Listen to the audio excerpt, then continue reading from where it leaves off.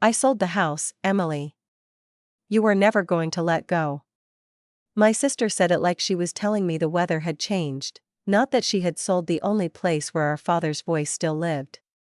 And if you have ever watched family turn your grief into paperwork, stay with the last receipt, because what Claire did to me started with a sold sign and ended with her begging a stranger not to say my name. I stood at the curb with my car door still open. The red and white sign in Dad's front yard looked too bright against the gray morning. Sold. The word sat there like a slap. I heard myself whisper, "No." Claire adjusted her cream coat and glanced toward the windows like she was already imagining different curtains. "Don't do this," she said. "Not here." "Do what?" "Make a scene." I laughed once, but nothing about it felt human. "You sold Dad's house and you're worried I'm going to embarrass you?" Claire's mouth tightened. It was not Dad's house anymore. It was an asset. My fingers closed around the cold metal of the car door. For a second, I was 12 again, standing on that same porch while Dad showed me how to sand the railing without tearing the grain. He had said, "Slow hands, Em. Good things don't need force." My hands were not slow now. They were shaking. "You had no right," I said. Claire stepped closer, lowering her voice. "I had every right. I handled everything after the funeral. I met the realtor. I answered the calls. I kept this family moving while you disappeared into your feelings." "My feelings?" "Yes. Your feelings. Your silence. Your dramatic little drives past the house at night. Your refusal to pack one box without crying over a coffee mug. That coffee mug was Dad's. It was ceramic, Emily. It had his paint fingerprints on it." Claire looked away first, but only for a second. Then her face hardened again. "This is exactly why I sold it. You were never going to let us move on." A woman came out of the front door holding a folder against her chest. She had glossy hair, a navy blazer, and the kind of smile people use when they have already chosen a side. "Claire," she said, "the buyer's agent just confirmed tomorrow's walkthrough." Claire's eyes flicked toward me. "Denise, this is my sister, Emily." The realtor's smile thinned. "Oh. Emily." I caught it. Not surprise. Recognition. "You knew about me," I said. Denise shifted the folder in her arms. "Claire mentioned you were having a hard time with the transition." "The transition?" Claire cut in. "Denise, please. Emily is emotional." "No," I said. "I am the other daughter." Denise blinked. Claire gave a soft sigh, the kind she had used at Dad's hospital bed when nurses were nearby. "Emily, nobody is erasing you. You already did." "That is not fair." "Fair would have been a phone call before you put a sign in our father's yard." "I called you." "When?" "Several times." I pulled my phone from my pocket. "Show me." Claire's nostrils flared. "I'm not doing this on the sidewalk." "Then do it in the house." "You can't go in." The words hit harder than the sold sign. I looked past her, past Denise, toward the front window where Dad used to tape paper snowflakes every December because he said real winter needed a little help. "What did you just say?" Claire swallowed. "The house is under contract. We need to respect the process." "The process?" Denise cleared her throat. "Legally, once a property is under contract, it's best to limit unnecessary access." "Unnecessary access," I repeated. "To my father's house." Claire's voice sharpened. "Our father. Stop acting like grief gave you a bigger share." I stepped onto the curb. "You want to talk shares? Fine. Show me where I signed." Claire's expression changed so fast most people would have missed it. But I knew her. I knew the tiny pause before a lie. "You signed months ago," she said. The air seemed to thin around me. "No, I didn't." "Yes, you did." No, Claire. I did not. Denise opened her folder. I believe there was seller approval from both parties. Then show it to me. Claire snapped, Denise, don't. That was when I knew. Not suspected. Knew. Denise froze with one hand halfway inside the folder. I looked from her to Claire. What did you do? Claire's face softened, but her eyes stayed cold. I did what had to be done. My throat tightened. That house still smelled like cedar, dust, and Dad's peppermint gum in my memory. He used to keep a pack in the junk drawer because he said grief and bad breath both needed something sharp to cut through them. Now my sister stood between me and that front door like she had inherited not just the house, but the right to decide what my memories were worth. You sold it without me, I said. I sold it for us. No. You sold it around me. Claire folded her arms. You were impossible. I was grieving. We all were. Then why am I the only one being punished for it? Denise's phone buzzed. She glanced down, then looked toward Claire. The buyers are very excited. They've already scheduled inspections. I turned to Denise. Did you ever speak to me? She hesitated. Claire represented that she had authority to coordinate communication. That is not an answer. Denise's professional smile came back, weaker this time. I was told you preferred not to be involved directly. Claire said, because you didn't. I stared at her. When did I say that? Claire looked toward the road. You don't remember every conversation.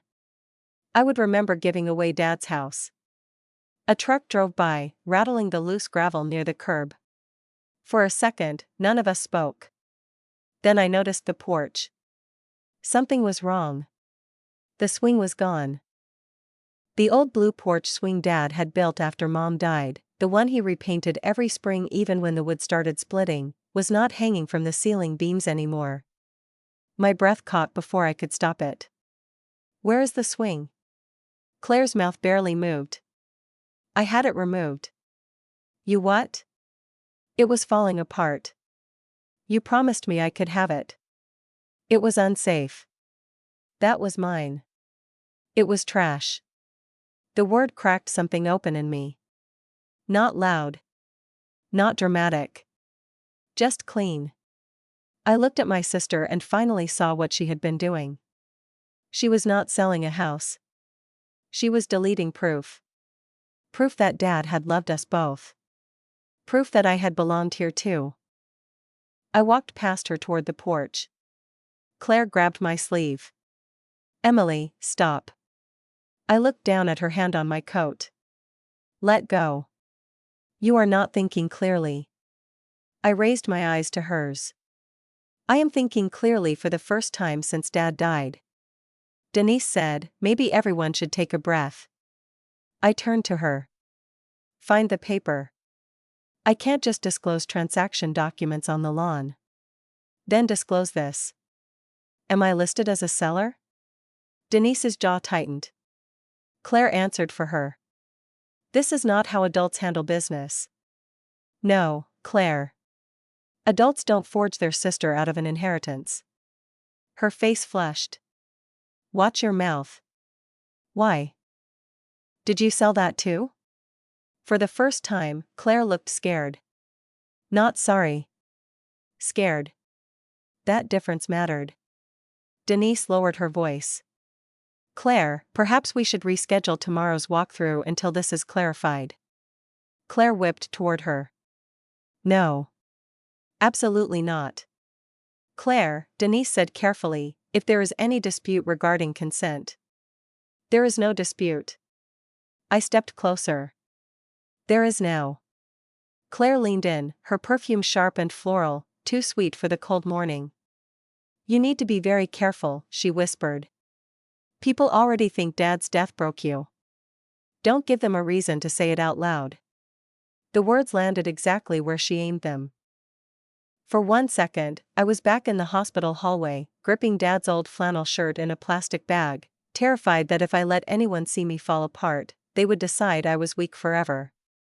Then I looked at the sold sign again. And my fear turned quiet. You made one mistake, I said. Claire's eyes narrowed. What mistake? You thought because I cried, I wasn't watching. Denise's phone buzzed again. Claire ignored it. I pulled out my own phone and took a photo of the sold sign, the empty porch hooks, and Claire standing in front of the house with her arms crossed. What are you doing? Claire asked.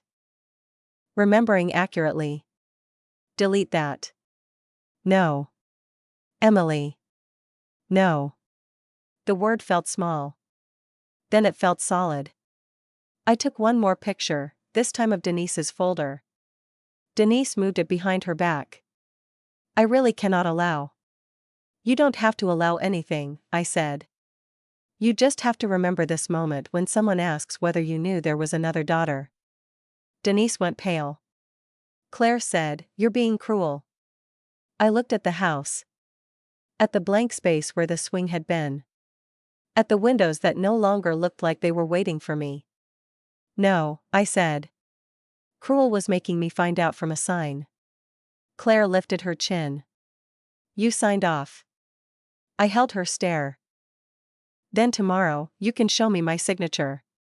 She smiled, but it trembled at the edge. I will. And that was the first lie that finally sounded like proof. Claire did not show me the signature on the lawn. Of course she didn't. She waited until Aunt Ruth arrived 20 minutes later, carrying a paper coffee cup and wearing the same worried face she had worn through Dad's funeral. Emily, Aunt Ruth said, your sister called me. She said you were upset. I looked at Claire. You called back up? Claire's voice turned soft. I called family. No. You called the one person you thought could make me feel guilty enough to shut up. Aunt Ruth sighed. Sweetheart, nobody wants you to shut up. Then ask her why Dad's house has a sold sign in the yard. Aunt Ruth glanced at it, then at the porch, then away. I knew Claire was thinking about selling. Thinking about selling is not selling. Claire opened her phone. You agreed. My stomach pulled tight. She tapped the screen twice and held it toward Aunt Ruth first, not me. That was another choice. Aunt Ruth leaned in. Well, she said slowly, it looks like there was an approval. I reached for the phone. Give it to me. Claire pulled it back. You're too worked up. Give me the phone, Claire. Emily, please don't snatch. I am not 5. No, but you were acting like Dad's death gave you permission to attack everyone who kept functioning. Aunt Ruth touched my arm. Maybe take a breath. I pulled away. I have been breathing through this family's lies for months. Claire turned the screen toward me. There it was. A scanned seller approval. My typed name. Emily Bennett. Below it was a sloppy electronic signature that looked like someone had tried to copy my handwriting from a birthday card and gotten bored halfway through. My skin went cold. That is not mine. Claire gave me a tired smile. Maybe you forgot. I did not forget signing away the house where Dad died. Aunt Ruth flinched. Claire's eyes sharpened. That is a cruel thing to say. No. Cruel is standing in front of forged paper and calling it family business. Aunt Ruth looked between us. Forged is a serious word. So is sold. Claire lowered her phone. You were unreachable, Emily. You barely answered texts. You wouldn't come to meetings. Denise had deadlines. The buyer had financing. I could not drag you through every detail. I stared at her. So you dragged my name instead? I protected you. The fake kindness in her voice made my stomach turn. I did this because you couldn't handle it, Claire said. You were drowning in that house. Every room broke you. That was not your decision. You stood in Dad's bedroom for 40 minutes holding one of his shirts. Because it smelled like him. And I had to watch you collapse over laundry. It was not laundry. Aunt Ruth's eyes softened toward Claire. She did carry a lot, Emily. I looked at my aunt. Did she tell you I refused to sign? She said you didn't want to discuss it. Did she tell you she had my permission? Aunt Ruth hesitated. She said everything was handled. That is not the same thing. Claire slid her phone into her coat pocket. You're splitting hairs because you regret being absent. I stepped closer. I was at the probate office. I was at the bank closing Dad's utility drafts. I was the one who found his insurance card in the glove compartment because you didn't even check his truck. Claire's face flickered. Only once. But I saw it. Denise, who had been standing near the porch steps, cleared her throat. Maybe this should continue inside my office. No, I said. It continues right here until I know who sent that document. Denise pressed her lips together. Claire sent the completed seller packet. Claire snapped, Denise. Denise kept her eyes on me now. I received it through email. Claire represented that she had coordinated with you. Did you ever call me? I had the number Claire provided. I took out my phone. What number? Claire said, Emily, stop interrogating everyone. What number, Denise? Denise checked her folder. She read out a number I had not used since I changed carriers 2 years earlier. That phone is dead, I said. Claire shrugged. It was the number in Dad's old contact book. No, it wasn't. Dad called my current number every Sunday. Aunt Ruth looked at Claire. Claire? Claire's tone changed again. Not anger now. Wounded patience. I used what I had. You had my current number yesterday when you texted me not to come by. That was different. How? She did not answer. So I opened my camera roll and took a screenshot of the listing page Denise had left open on her tablet screen. Denise stepped forward. Emily, please don't photograph confidential materials. The public listing is not confidential. I saved it. Then I opened my voice recorder and kept my phone low at my side. Claire noticed. What are you doing? Making sure I remember clearly. Her face went pale. Turn that off. Why? Because it's manipulative. I almost smiled. That word sounds different coming from you. Aunt Ruth whispered, Emily, maybe recording your sister is too much. I looked at her. Too much was finding out my father's house was sold from a yard sign. No one answered. So I asked Claire again. Did you use my old email too? She blinked. There it was again. The pause. What old email? Aunt Ruth asked. Claire shook her head. This is ridiculous. I opened my Gmail on my phone, searched Dad's estate folder, and found nothing from Denise. Nothing from the title company. Nothing about approval. Then I remembered the old account. The one I had stopped using after it got flooded with spam. The one Claire knew because we had used it years ago for Mom's memorial slideshow. My hands felt stiff as I typed the address into the login page. Password failed. I tried the old recovery option. The screen told me a recovery email had been changed 18 months ago. My mouth went dry. I looked up. Claire was staring at the porch. You changed the recovery email. She laughed under her breath. You sound paranoid. I held up the screen. Then explain this. Aunt Ruth stepped closer and read it. Her voice softened. Claire, why would her recovery email be changed? Claire's eyes flashed. How would I know? People get hacked every day. Funny, I said.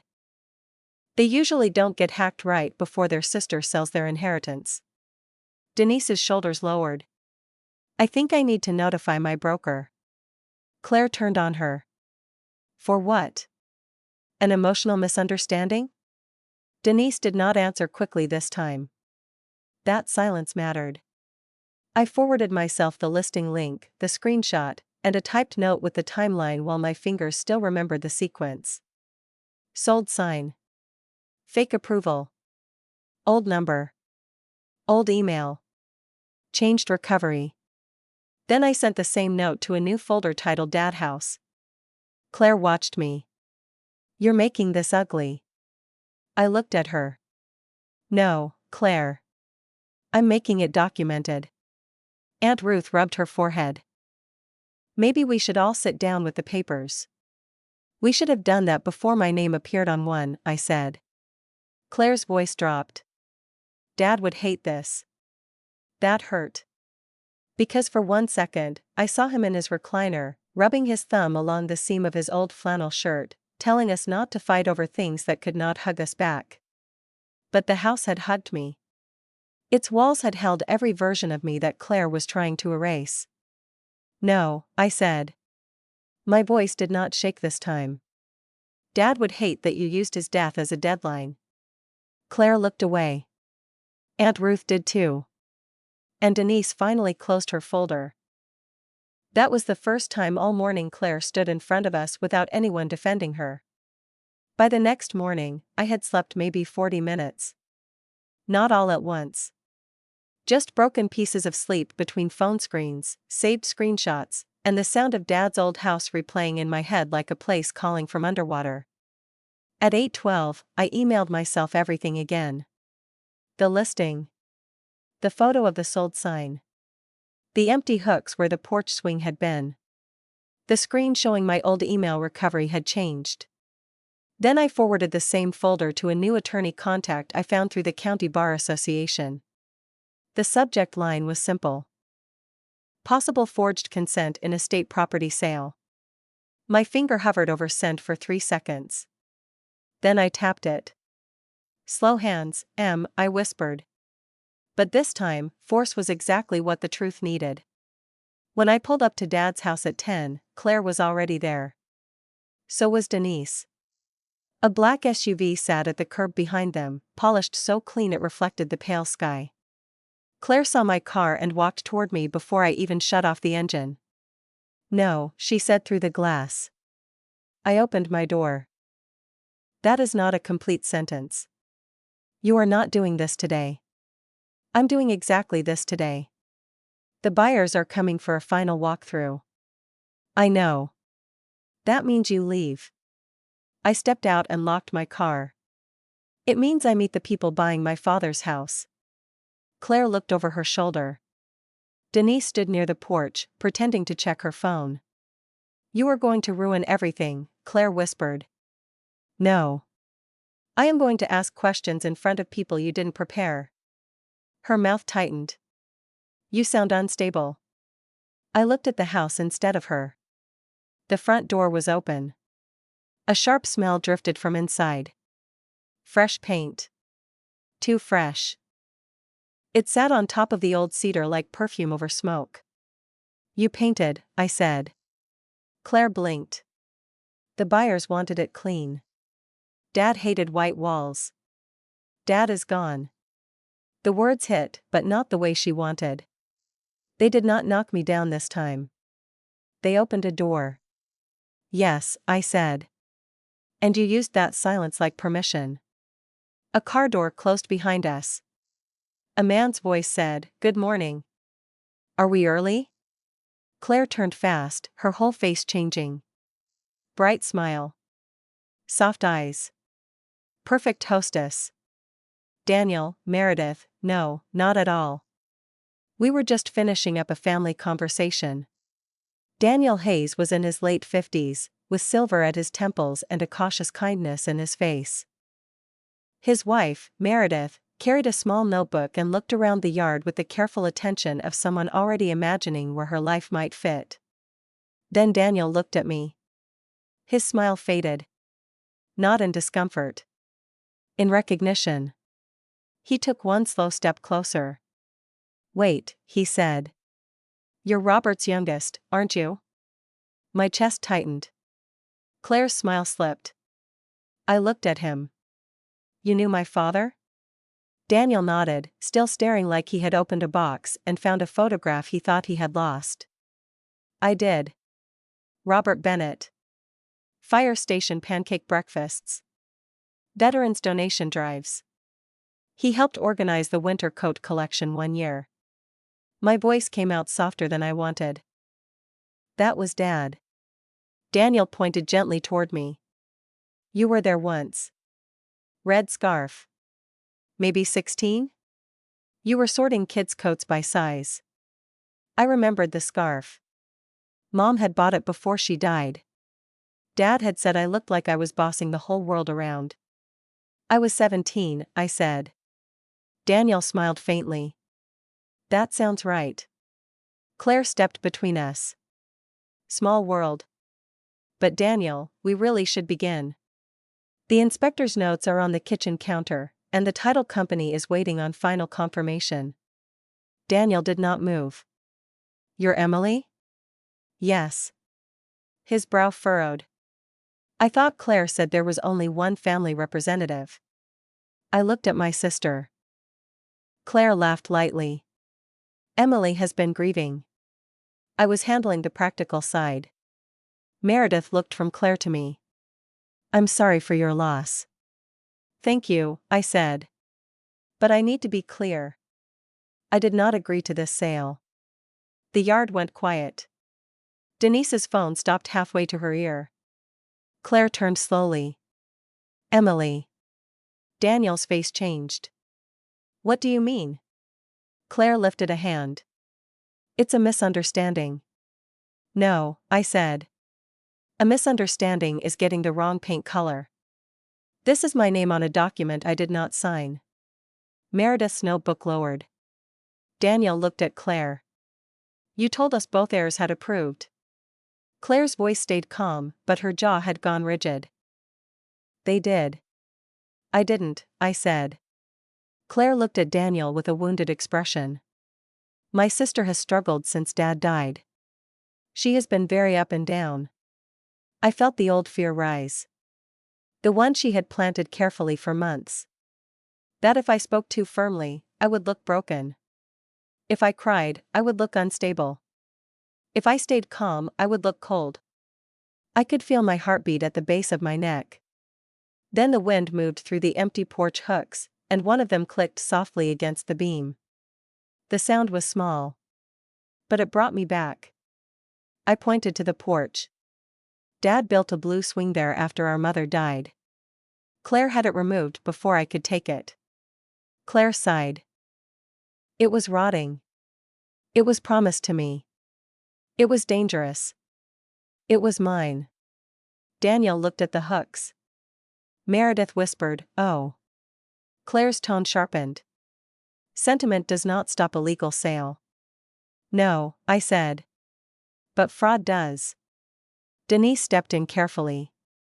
Everyone, I think it would be best to pause this conversation until counsel can review any concerns. Claire turned on her. Denise, do not make this bigger than it is. It may already be bigger than we thought, Denise said. That was the first time Denise sounded less like Claire's shield and more like someone checking where the exits were. Daniel folded his arms. Claire, I need you to answer plainly. Is Emily an heir? Claire's nostrils flared. She is my sister. That is not what I asked. Yes, Claire said. Technically. I almost laughed. Technically? Claire faced me. You were absent. I was not absent. You left me to handle the house, the bills, the calls, the endless decisions. You got to be the sad daughter. I had to be the useful one. Useful does not mean owner. Meredith's eyes shifted toward me. You said your name was on a document you didn't sign? Yes. Claire snapped, she is making accusations because she regrets not being involved. Daniel said, let her speak. Claire looked stunned. For a second, so did I. Daniel's voice stayed level. Robert once told me that house would always belong to both his girls. He said it more than once. Claire went still. The words moved through me slowly. Both his girls. Dad had said it to someone outside the family. Someone Claire had not rehearsed. My eyes burned, but I did not let the tears fall. When did he say that? I asked. Daniel looked at the front window. At the coat drive. Maybe 5 years ago. He was talking about fixing the roof. I joked that old houses eat money. He said, maybe. But one day both my girls will own it, and I want it standing straight for them. My hand went to my coat pocket. Inside, my phone was still recording. Claire did not know. Denise did not know. But I did. And Dad's words had just walked back into the yard through a stranger's mouth. Claire's face had lost color. People say sentimental things, she said. Daniel's eyes narrowed. People also sign legal documents. Exactly, Claire said. And Emily signed. Then show me, Daniel replied. Claire's mouth opened. Nothing came out. Meredith closed her notebook. I don't feel comfortable walking through the house until this is sorted. Claire turned to her, desperate now. Please don't let an emotional family issue scare you away. Everything is in order. Daniel looked at me. Emily, were you included in the seller call sheet? No. Denise answered before Claire could. She was not listed as a direct contact. Daniel turned to Denise. Why? Denise swallowed. Claire represented that Emily preferred all communication go through her. That is false, I said. Claire stepped toward me.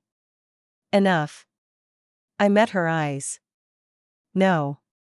Enough was yesterday. A car passed slowly, the driver glancing at the sign, at us, at the open front door. Claire noticed and lowered her voice. You are humiliating this family. I leaned closer. You did that when you sold it with my name attached to a lie. Daniel looked at the house again. Then at me. I don't buy homes with ghosts in the paperwork. Claire whispered, Daniel, please. He shook his head once. I knew your father. I respected him. If his daughter is standing in his yard saying she did not consent, I will not pretend I didn't hear her. For the first time since I saw the sold sign, the house did not feel like it was slipping away from me.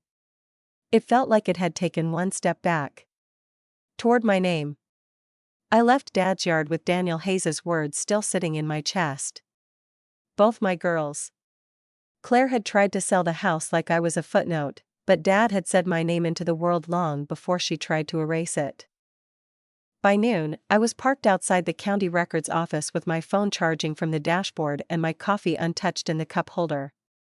The air inside my car was warm from the heater, but my fingers stayed cold. I kept hearing Claire's voice. You sound unstable. That was her favorite weapon. Not anger. Not shouting. Just planting doubt around me until everyone else started looking at me through it. I opened my notes app and wrote one line at the top. Do not defend your emotions. Prove the facts. Then I went inside. The clerk behind the counter wore silver reading glasses and had a voice like she had heard every family disaster twice. I need recorded documents for 418 Maple Ridge Lane, I said. She typed the address. Name? Robert Bennett. Possibly Claire Bennett. Possibly Emily Bennett.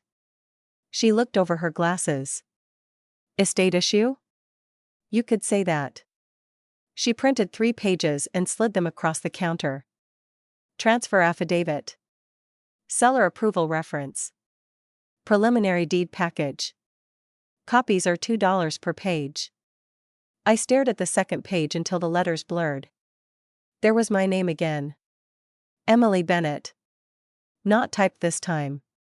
Signed. Witnessed. Notarized. My mouth went dry. This date, I said. Are these recording dates or signing dates? The clerk leaned forward. Signing date is here.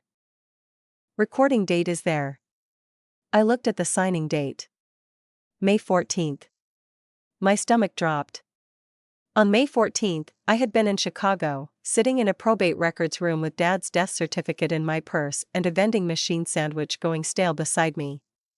I was not even in the state, I whispered. The clerk's face changed. Ma'am? I tapped the paper. I did not sign this. She stopped touching the keyboard. Then you need an attorney. I'm getting one. And you may want certified copies. How many? For what you're describing. More than one. I almost laughed. What am I describing? She held my gaze. A mess someone wanted to look clean. I paid for certified copies with a card that nearly slipped from my hand. In the parking lot, I took pictures of every page, named the files by date, and uploaded them to cloud storage. Then I called the attorney whose assistant had already replied to my email. Mark Holloway's office, a woman said. This is Emily Bennett. I sent documents this morning about a possible forged consent. One moment, Ms. Bennett. A click. Then a man's voice came on, calm and precise. Ms. Bennett, this is Mark Holloway. I reviewed what you sent. I closed my eyes. And if your timeline is accurate, the transaction has serious defects. My timeline is accurate. Can you prove you were in Chicago on May 14th? Yes. Hotel receipt, parking receipt, probate appointment email. Maybe security check-in too. Good. Send all of it. I also have a voice memo. Of whom? My sister. The realtor. The buyer. Everyone. Do not edit it. Do not trim it. Send the original file. I won't. And Ms. Bennett? Yes? Do not argue with your sister alone anymore. I looked through the windshield at the courthouse steps. She keeps making me sound crazy. Then stop giving her a private room to do it. That line steadied me. I forwarded him everything before starting the car. As soon as I pulled into my apartment lot, Claire called. I let it ring. She called again. I let it ring again. Then she texted. Stop this before you humiliate yourself. I took a screenshot. Another text came in. Daniel is nervous because of you. If this sale collapses, the family will know exactly who cost us everything. Screenshot. Then a third. Careful, Emily. People already think grief broke you. Don't make me prove it. My thumb hovered over the screen. For 1 second, I wanted to type back something sharp enough to cut her. Instead, I forwarded the screenshots to Mark. Then I sent Claire one sentence. Put all future communication in writing. 3 dots appeared. Disappeared. Appeared again. Then nothing. At 4, Aunt Ruth knocked on my apartment door. She stood in the hallway with a grocery bag in one hand and guilt all over her face. I brought soup, she said. I'm not sick. I know. Then why soup? Because your mother used to bring soup when people were too angry to eat. That nearly broke me.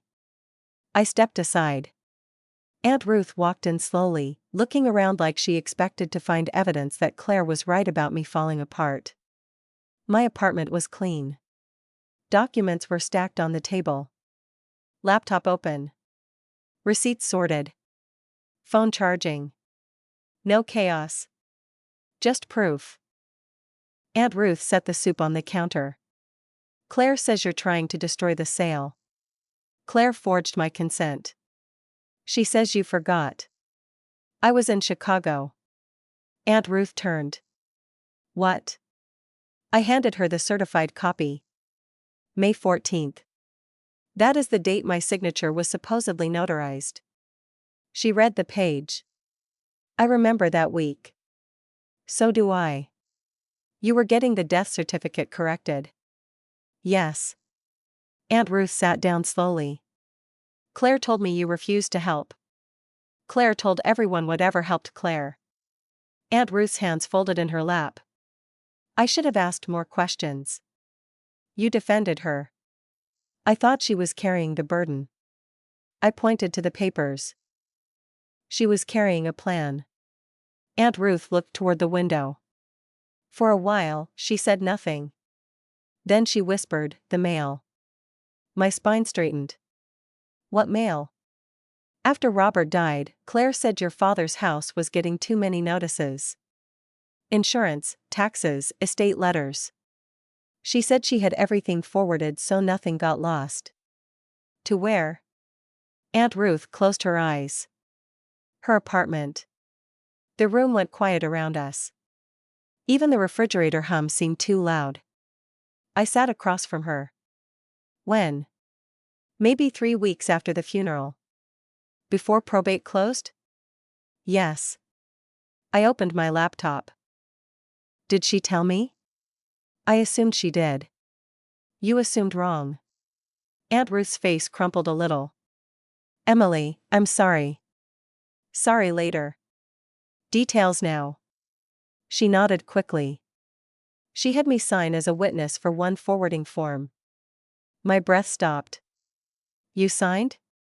She said it was just so estate mail wouldn't sit in an empty house. "Do you have a copy?" "No." "Did she say my name?" Aunt Ruth swallowed. "She said you were too fragile to handle official letters." The word fragile made my jaw tighten. I typed while she spoke. Forwarded mail. Aunt Ruth witness. Claire statement, Emily too fragile. Timing, before probate closed. Then I called Mark on speaker. He answered on the second ring. "Ms. Bennett? My aunt is here. She says Claire forwarded Dad's mail to her apartment 3 weeks after the funeral, before probate closed." Aunt Ruth witnessed the form. Mark's voice sharpened. "Mrs. Ruth Bennett, are you willing to confirm that in writing?" Aunt Ruth looked at me. Then at the papers. Then at the soup cooling on the counter. "Yes," she said. "I am." For the first time, she did not sound like Claire's aunt. She sounded like Dad's sister. Mark said, "Good. Ms. Bennett, I am sending notice to the title company tonight.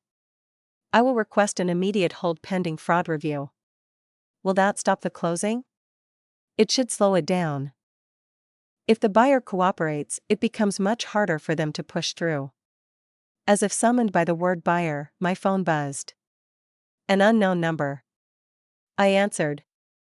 "Emily Bennett?" "Yes." "It's Daniel Hayes."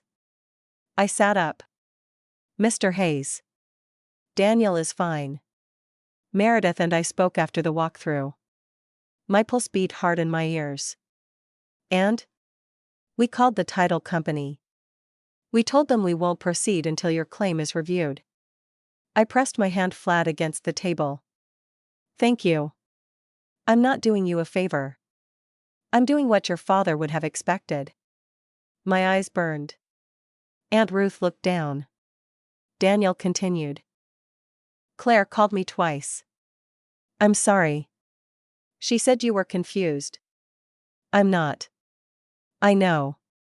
That sentence landed softer than any comfort anyone had offered me since Dad died. Daniel said, "She also said if I backed out, she would keep our earnest money." Mark, still on speaker, said, "Mr. Hayes, this is Mark Holloway, counsel for Ms. Bennett. Please preserve all communications from Claire Bennett." Daniel paused. "Already done." I almost smiled. Mark said, "Excellent. Forward them to the title officer and copy my office." Daniel replied, "I will." After the call ended, Aunt Ruth sat very still. "She threatened him too," she said. "She threatens people quietly," I said. "That's why it works." Aunt Ruth looked at me with tired eyes. I mistook quiet control for strength. I closed the folder. "If you believe truth matters more than a clean signature on a dirty paper, stay with the last receipt." My voice was calm now. Not because I was no longer hurt. Because the hurt finally had direction. Aunt Ruth reached across the table. "Emily, what happens next?" I looked at the notarized paper with my stolen name on it. "Next," I said, "Claire explains how I signed a document in a state I wasn't in." And this time, she would not get to explain it alone. Mark Holloway did not waste words. That was the first thing I liked about him. He called me at 8:03 the next morning and said, "The estate file is incomplete." I was standing in Dad's kitchen when he said it. The house was quiet around me, but not peaceful. Claire had painted the walls white, but she had not been able to paint away the tiny dent in the pantry door where Dad once bumped it with a ladder and blamed the house for jumping at him. I pressed the phone harder to my ear. Incomplete how? There is no verified contact disclosure for you as a second heir. I don't know what that means. It means your sister filed paperwork suggesting she was coordinating estate communication, but the file does not show proper notice to you. I looked at the pantry door. So she made herself the doorway. That is one way to put it. And the sale? The title company has paused it pending review. My breath left me slowly. Not relief. Not yet. Just space. Mark continued, Denise Porter's broker called me this morning. What did she say? That Ms. Porter is concerned Claire may have misrepresented your involvement. I almost laughed. Concerned now? People get concerned when documents become evidence. I turned at the sound of a car outside. Denise pulled into the driveway alone. No Claire. No buyers. Just Denise and a folder held against her ribs like a shield. Denise is here, I said. Do not meet privately if you are uncomfortable. I want to hear her. Put me on speaker. I opened the front door before Denise knocked. She looked smaller than she had on the porch 2 days before. Emily, she said, I was hoping we could talk. Mark is on the phone. Her face changed. Your attorney? Yes. Mark's voice came through the speaker. Good morning, Ms. Porter. Denise swallowed. Good morning. I stepped aside. She entered slowly, looking around at the white walls, the covered floors, the half-removed signs of a life she had helped package for strangers. I want to clarify my role, she said. Mark replied, start with who told you Emily Bennett did not want direct contact. Denise looked at me. Claire did. Exact words, Mark said. Denise opened the folder with careful fingers. She said Emily was emotionally unavailable. She said any calls or emails would upset her and delay the sale. I folded my arms. Did that sound normal to you? Denise's face reddened. At the time, yes. Family sales are often difficult. You mean grief made the lie convenient? She looked down. Yes. That answer surprised me. Not because it fixed anything. Because it sounded like the first honest thing she had said. Mark asked, did you ever independently verify Emily's consent? No. Did you request a live signature confirmation? No. Did Claire pressure you regarding the closing timeline? Denise exhaled. Yes. How? She said there were urgent financial reasons. She said the estate needed liquidity. I stared at her.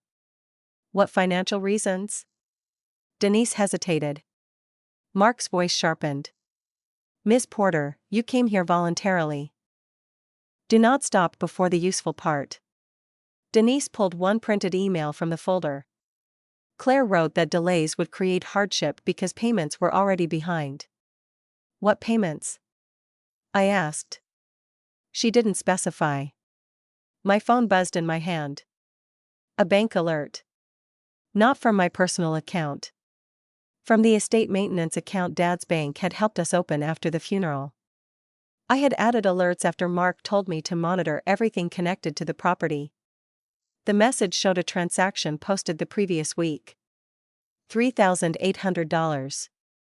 Card payment. I stared at the screen. Mark said, Ms. Bennett? I could barely speak. Money left the estate account. Denise went still. I opened the bank app and scrolled. There were more. Not huge at first. $212. $489. $1,140. Then one payment to a credit card company I did not recognize. Then another to a lender. My stomach turned. She used estate money, I said. Mark's voice dropped. Screenshot everything. Do not click around too much. Download statements if available. Denise whispered, "Oh God." I looked at her. You didn't know? No. But you knew there was pressure. I thought she meant taxes. Repairs. Insurance. Did you ask? No. The old hurt rose, hot and bitter. Everyone had accepted Claire's version because it was easier than checking mine. I took screenshots until my hands cramped. Then I emailed them to Mark. As the last file sent, Claire's car screeched into the driveway. Denise turned toward the window.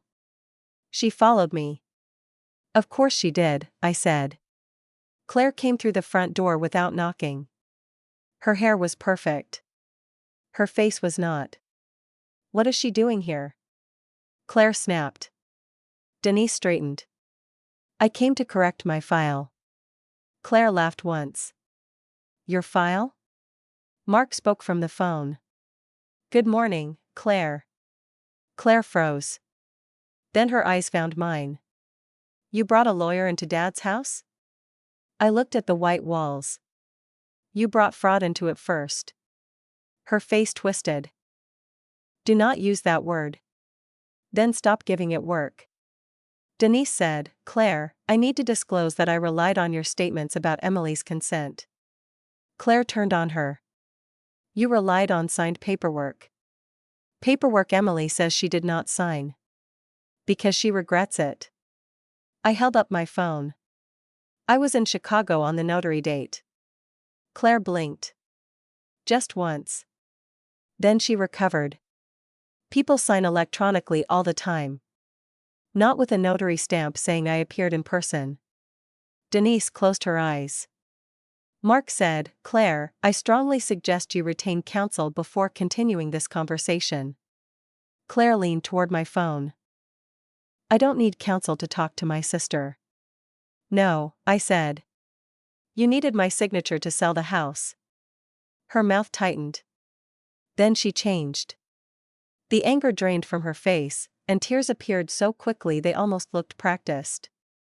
Emily, she whispered, I was drowning. I did not move. She touched the back of a kitchen chair. Greg lost hours at work. The cards were maxed. The funeral bills came in. The house needed repairs.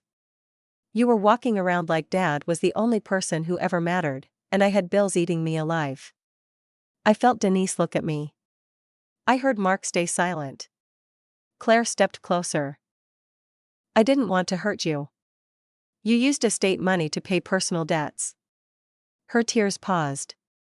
I was going to put it back after the sale. That is not remorse. That is math. Her lips trembled. You always got to be Dad's favorite. The room changed. There it was. Not bills. Not pressure. Not practical decisions. The real wound under the theft. What did you say? Claire wiped under one eye. You heard me. Say it again. She looked toward the pantry door. He waited for you. Always. If you were late, dinner waited. If you cried, the whole house went quiet. If you called, he answered. I was the one here doing things, fixing things, handling things. That is not true. It is true. Dad loved you. He trusted me to be useful. He loved you for breathing. The words hit something old in me. For 1 second, I did not see the forged paper or the sold sign. I saw Claire at 22, standing by the stove, angry because Dad had driven 3 hours to pick me up from college after a breakup. I remembered thinking she was annoyed at the drive. Now I understood she had been counting love like mileage. My voice softened, but not enough to save her. You should have told him that while he was alive. Claire's face cracked. I did. The silence that followed was sharp. Aunt Ruth appeared in the doorway behind her. None of us had heard her come in. "What did Robert say?" Aunt Ruth asked. Claire turned. "Aunt Ruth. What did he say when you told him?" Claire's jaw worked. "He said love was not a ledger." Aunt Ruth's eyes filled. "That sounds like him." Claire's tears vanished. "Don't you start." Aunt Ruth stepped fully into the kitchen. "I defended you because I thought you were protecting the family." Claire laughed bitterly. "I was." "No," Aunt Ruth said. "You were punishing your sister with paperwork." Claire stared at her like the betrayal was unbelievable. "You're choosing her now?" "I am choosing the truth too late." That landed harder than any shouting could have. Claire looked around the kitchen. At Denise. At Aunt Ruth. At my phone with Mark still listening. At me. "You all act like I'm some monster." I walked to the pantry door and touched the painted wood. Under the white paint, I knew the height marks were still there. Dad had measured us every birthday until I turned 18. Claire's mark had always been above mine. She was taller. Older. First. But somehow, she had still believed love was a room with only one chair. "You erased the marks," I said. Claire frowned. "What?" "Our height marks. Dad's pencil lines. They were here." It was ugly. It was proof we both grew up here. Her eyes flickered. I let my hand fall. "You did not sell the house to heal. You sold it to hide numbers." She said nothing. "And you painted over the rest because you could not stand anything that proved I belonged here too." Claire's face went pale. For the first time, she had no line ready. Mark's voice came from the phone, calm and final. "Ms. Bennett, I have enough to request full accounting of the estate funds." Claire looked at the phone. "You can't do that." "He can," I said. Denise closed her folder. "And I will be notifying brokerage compliance." Claire turned toward her. "Denise, please." Denise shook her head. "I should have verified Emily myself." "I didn't. I won't make the same mistake twice." Aunt Ruth moved beside me. Claire looked at us like the room had turned against her. But it had not. The room had simply stopped turning away. Claire whispered, "Emily, please. If this comes out, Greg will leave me." I looked at my sister. For one painful second, I still wanted her to be sorry for stealing from me. Not scared of losing him. Not scared of being caught. Sorry. But all she gave me was fear with my name attached. "That is between you and Greg," I said. "What about us?" I touched the pantry door one last time. "You sold us when you signed for me." The title office smelled like printer toner, lemon cleaner, and cold coffee. Everything about it looked designed to make people behave. Gray carpet. Glass walls. Soft chairs. A receptionist who smiled like signatures were harmless things. Claire arrived 10 minutes after me in a black dress and pearl earrings, polished from head to toe like the truth had not touched her yet. Greg came with her. He did not look at me. That told me enough. Claire looked past me toward Mark Holloway, who sat beside me with a slim folder and a pen lined straight across the top. "You brought him," she said. Mark looked up. "Good morning, Claire. This is supposed to be a closing. It is now a review." Her mouth tightened. "You people love dramatic words." I looked at her. "You loved my signature." The receptionist glanced over. Claire leaned closer. "Don't start." I didn't. Her eyes flicked around the lobby. There were no crowds. Just Denise near the conference room, Daniel and Meredith sitting quietly by the window, and a title officer named Karen holding a tablet. But even that small room carried pressure. The fluorescent lights made everything look official. The printer kept humming. Phones rang softly behind glass. Everyone spoke in low voices because the building itself seemed to reward silence. That was why Claire had counted on me shrinking. Not because she had power. Because rooms like that make truth sound rude. Karen stepped forward. "We're ready." Claire smiled at her. "Good. Let's finish this." Daniel stood. "No one is finishing anything until I hear what Mr. Holloway has." Claire turned to him. "Daniel, you already delayed us once. And I'm glad I did." Meredith touched his arm, but she did not stop him. We entered the conference room. The table was long, pale wood, and too clean. Folders sat in neat stacks. Pens waited beside them. My stolen name was probably printed somewhere in that room, pretending to be ordinary. I sat across from Claire. Greg sat beside her and whispered, "Just let the attorney talk." Claire whispered back, "I know what I'm doing." I almost felt sorry for him. He believed that. Karen cleared her throat. "Because a dispute has been raised, we are here to determine whether the transaction can proceed, whether additional documentation is required, or whether the file must remain suspended pending legal review." Claire folded her hands. "My sister is grieving. She is trying to undo a sale because she emotionally cannot release the property." Mark opened his folder. "Ms. Bennett, do you deny that Emily Bennett is a legal heir?" Claire's lips parted. "I don't deny she is Robert's daughter." That was not the question. She looked at Karen. "This is exactly what I mean. They twist everything." Mark did not react. "Do you deny that Emily Bennett had an ownership interest requiring valid consent?" Claire swallowed. "No." The room became very still. Mark placed the first page on the table. "This is the seller approval packet submitted to the brokerage and referenced in the title file. It contains Emily Bennett's electronic consent." Claire lifted her chin. "Yes." Mark placed the second page beside it. "This is the notarized transfer affidavit bearing Emily Bennett's signature and stating she personally appeared before the notary on May 14th.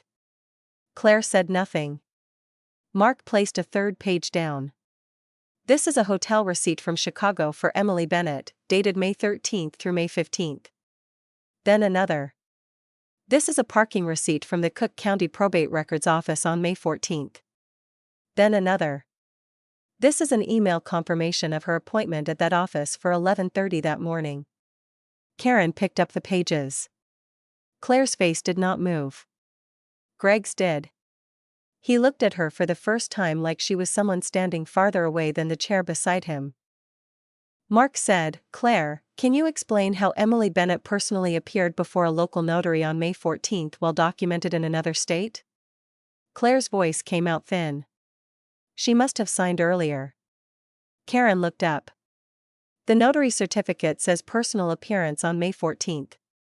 Claire snapped, "Then maybe the notary made a clerical error." Mark slid another page forward.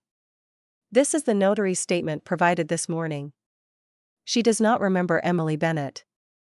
She remembers Claire Bennett bringing documents and saying her sister had already approved everything." Claire turned white. "That is not what happened." Mark's voice stayed calm. "Then what happened?" No answer. The soft click of Mark's pen closing sounded louder than it should have. I looked at Claire, and for one painful second, I still wanted her to look at me and say, "I'm sorry."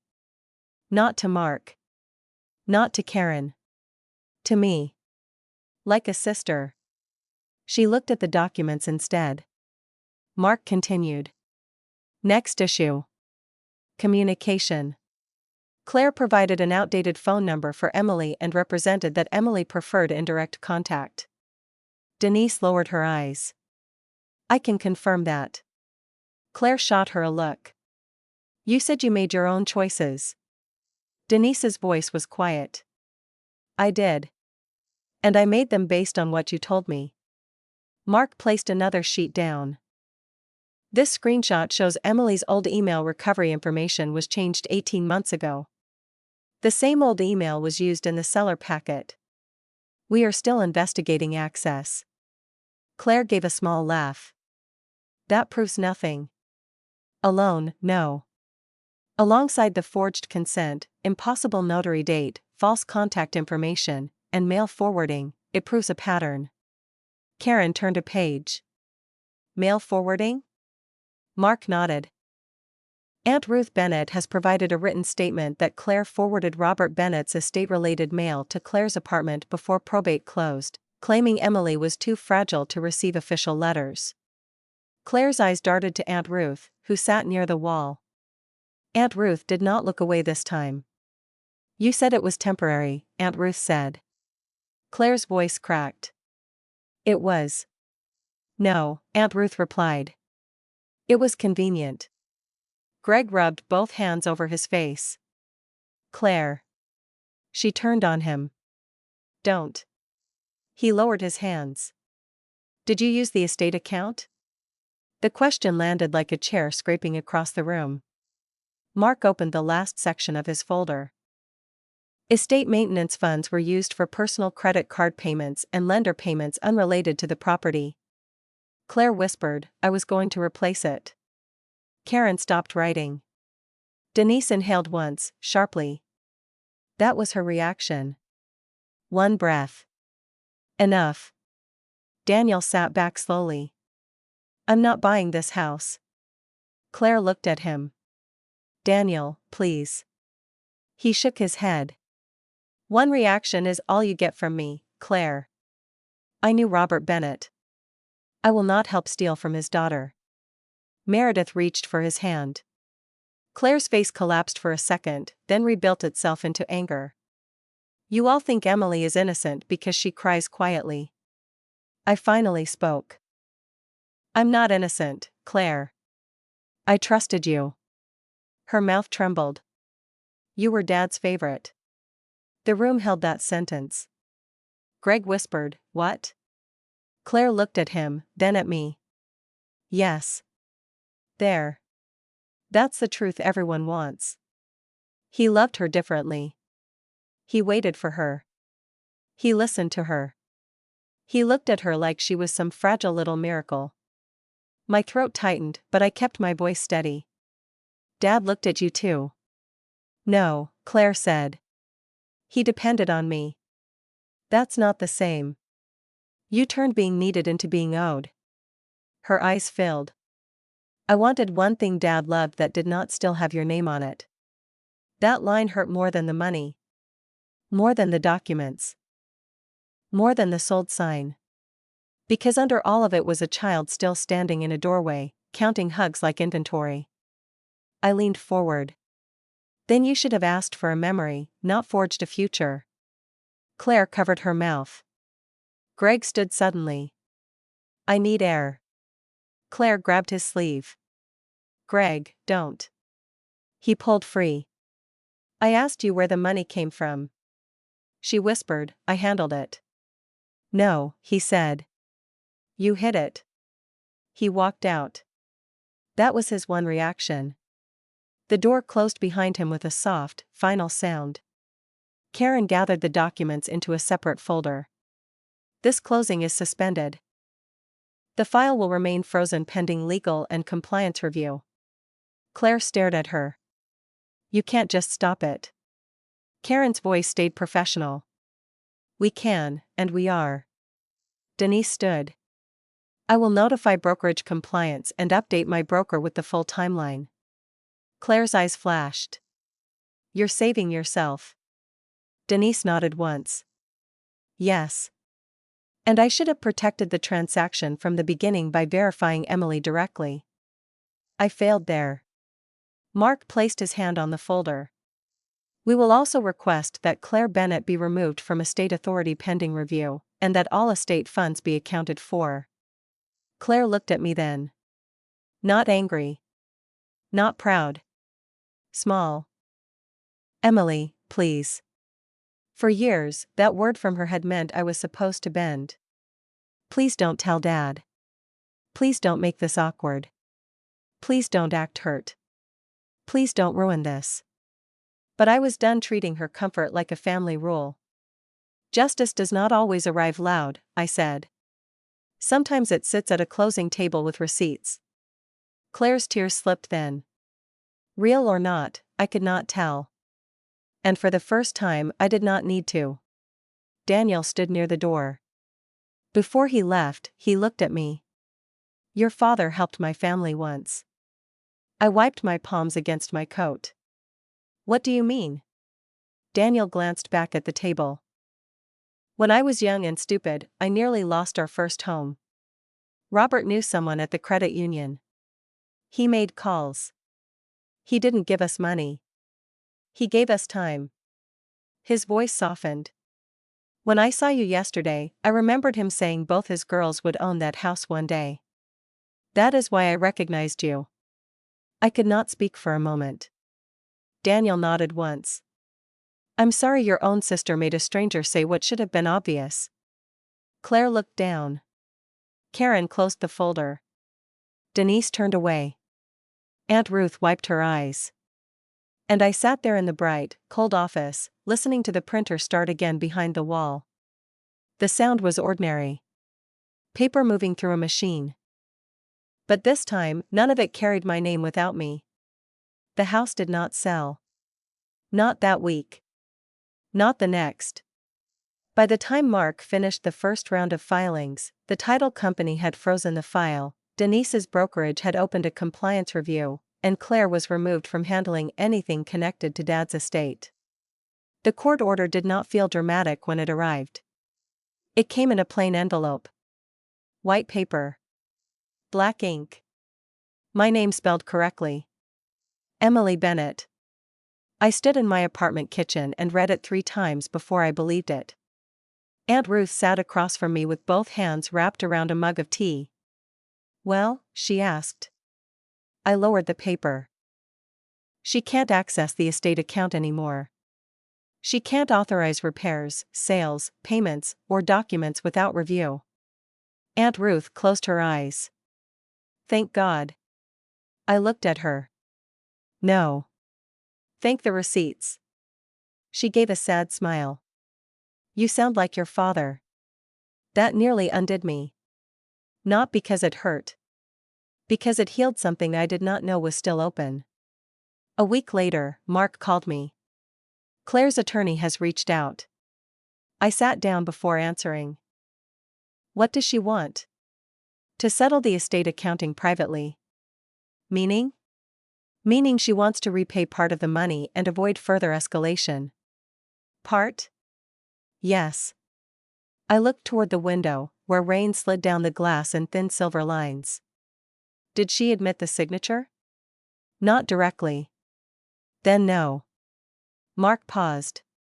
Emily, I need to tell you what that means. It may take longer. I know. It may cost more emotionally. I know. She is still your sister. I swallowed. She stopped being only my sister when she used my name as a tool. Mark was quiet for a moment. Then he said, understood. After that, Claire called me from a number I did not recognize. I answered because part of me wanted to hear what her voice sounded like without control in it. Emily, she said. I said nothing. It's me. I know. I'm not supposed to call you. Then why are you? She breathed into the phone. For once, she did not sound polished. I wanted to ask you not to push this further. I looked at the certified copy of the forged document on my table. You mean the legal review? I mean all of it. All of what, Claire? The attorney. The accounting.